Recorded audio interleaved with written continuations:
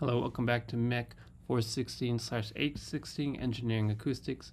In this video, we are going to continue with our analysis of the linear acoustic wave equation, and we are specifically going to go through and study plane sound waves. We're going to start by considering an isotropic, homogeneous, lossless fluid with a constant speed of sound. And then we're going to say at a sufficiently great, and this should say great, distance. So at a sufficiently great distance from a sound source, the wave is going to become planar. That means it's going to act like it's moving as a plane in a single direction. So what that means is that each acoustic variable is going to have a constant amplitude and a constant phase on a particular plane normal to that direction of propagation. Again, this is like the wave is moving as a plane in a single direction. And we're going to then choose our coordinate system such that the direction of propagation aligns with our x-axis. So we are choosing the coordinate system to align with such that the x-axis points in the direction of propagation, and then from there we're going to recover the one-dimensional wave equation, which we'll write as, we're going to keep the partial differential notation briefly here, d squared p over partial x squared is equal to 1 over c squared times partial squared p over partial t squared, which of course you can write this as pxx is equal to 1 over c squared ptt.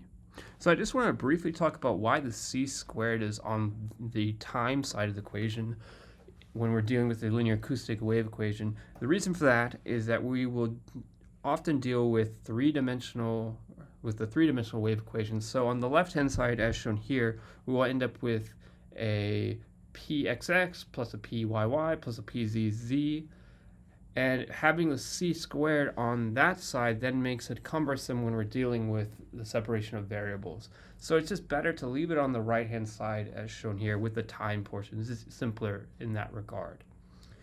Also, in this sense, we can then look at the velocity potential, and in this case, we'll get phi xx, where the subscripts here do mean derivatives, is equal to 1 over c squared times v tt. So a one-dimensional wave equation with propagating in the x direction. And so as you can see here, this is exactly the same form as the linear elastic wave equation that we studied in chapter 2 is. In this case, instead of it being the displacement of a string or a bar, we're looking at the pressure field or the velocity potential. So the pressure field of our fluid, or this velocity potential, which I said before has no actual physical meaning, unfortunately. And that means that everything that we've studied before with regards to plane waves now applies. And so plane waves in this case are going to have the form of P of x comma t, that's our acoustic pressure, is equal to some function f1 of x minus ct plus f2 function of x plus ct. So that is a traveling plane wave for the pressure, and then for the velocity potential, we'll get phi of x comma t is equal to a function g1 of x minus ct plus g2 x plus ct. And then you recall that when we have x minus ct, we have propagation going in the forward direction or the positive direction, and then we have x plus ct, we have propagation going in the reverse direction or the backwards direction, negative direction. Okay, so we're going to assume that the plane wave is periodic and there are periodic vibrations, and by doing so, we will then write our wave as the following, where p of x comma t is equal to f1, and this is now a function of, I'm just going to use a square bracket here, c over omega, so I've pulled out a c over omega, times the quantity omega t minus kx plus the function f2, again using square brackets, we'll have a c over omega times the quantity omega t plus kx, and we'll talk about what this k is in a moment. And then for phi of x comma t, we can write this as same kind of form, but we'll use g's. G is a function of c over omega times the quantity omega t minus kx plus g, sorry, the first one should have been g1. So we have g1, and then g2, which is a function of c over omega times omega t plus kx. And here k is equal to omega over c, and k is known as the wave number.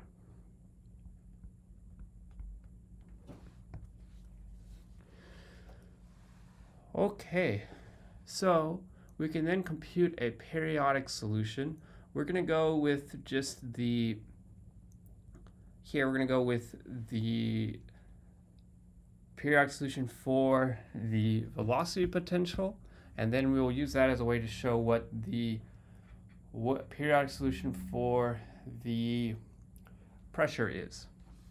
All right, so we get here that phi of x comma t is going to be equal to some amplitude a times the cosine of omega t minus kx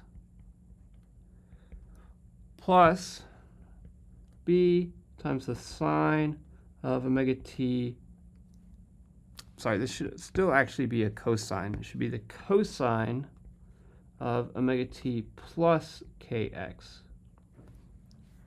So we have a forward traveling wave. That's what this is here. This is our forward traveling wave, the first term.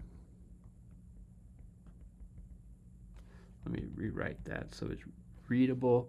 This is our forward traveling wave. And this term over here is our backwards traveling wave.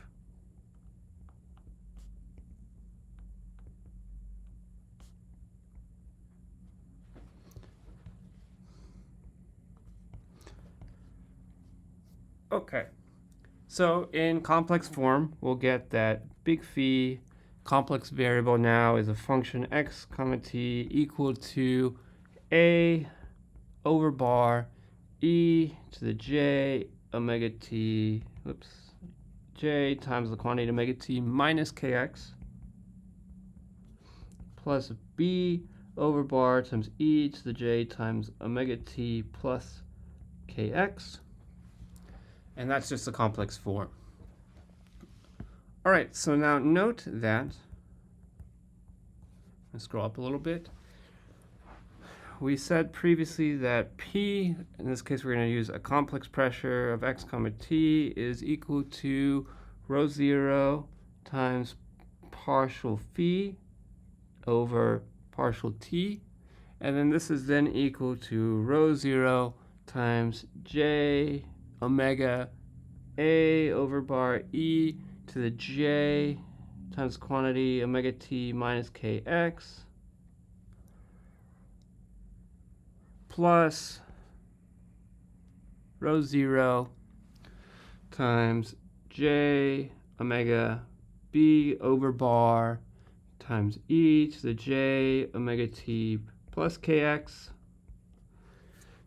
which we can then show that our complex pressure Px is equal to some constant c over bar times e to the j times quantity omega t minus kx plus d over bar e to the j times the quantity omega t plus kx. So again, we get some complex coefficients multiplied by an exponential term. And then just note in the book writes that the complex velocity potential is equal to the complex pressure divided by j omega times rho 0, which you can see that's exactly what we have here. Okay. So we've now dealt with one dimension. Let's now go through and consider a plane wave propagating in some arbitrary direction. So it's going to be reasonable to try the following. And we're just going to work with the velocity potential here. So we'll have phi bar over bar is equal to, I'm going to drop the function notation, some complex amplitude A. And let's just consider a forward propagating wave, but this still applies to a backwards propagating wave anyway.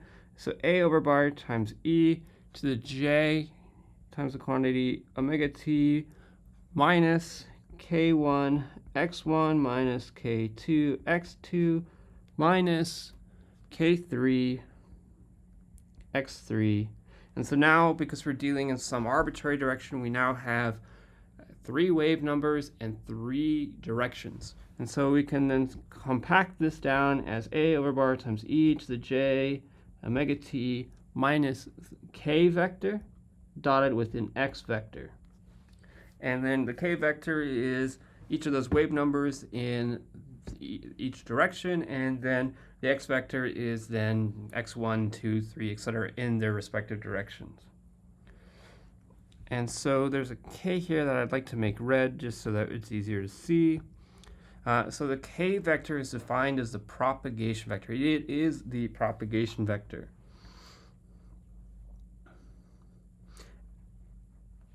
Okay, so it says equation 9 here, or at least it did before I erased it right there. It says equation 9. That should actually be a different equation. I will need to go back and check what that should be.